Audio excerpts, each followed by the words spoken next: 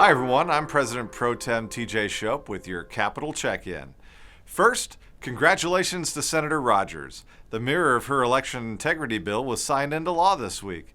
That's a big win, and the new law moves Arizona's primary election 2 weeks earlier. That makes sure ballots go out on time for our overseas military voters. It also eliminates calendar conflicts, and it guarantees authorized party observers can be present at voting locations, including early and emergency voting sites.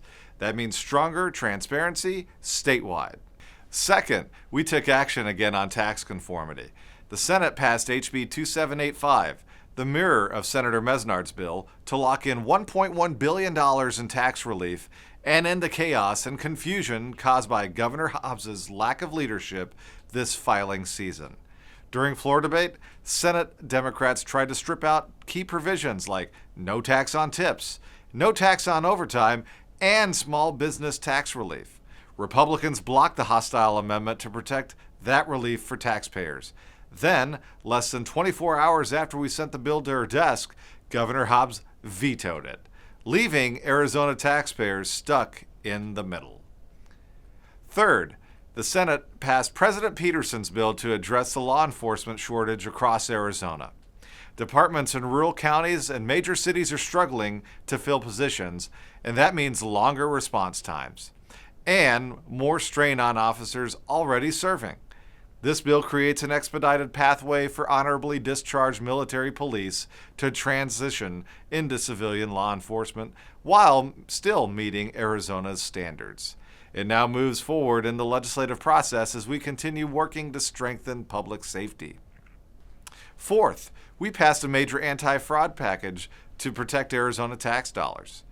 These bills tighten eligibility checks in the SNAP program, and they improve data matching to catch fraud early.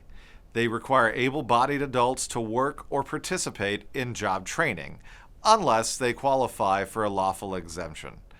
One bill lowers the state's SNAP payment error rate and requires regular reports to the legislature.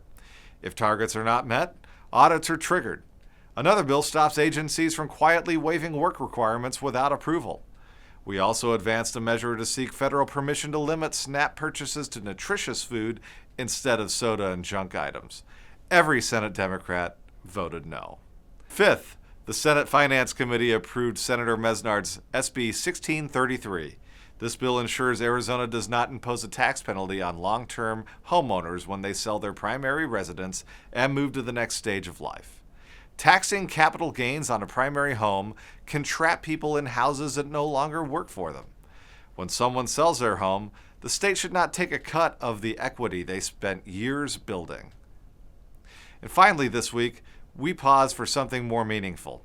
I sponsored a proclamation and called for a moment of silence honoring Yvonne Feddersen. She was a co-founder of Child Help and passed away at 90. She devoted her life to protecting abused and neglected children. Through Child Help, more than 14 million children and families have received support, intervention, and hope. As someone who represents communities where family and faith matter deeply, I believe her legacy reminds us why we do this work.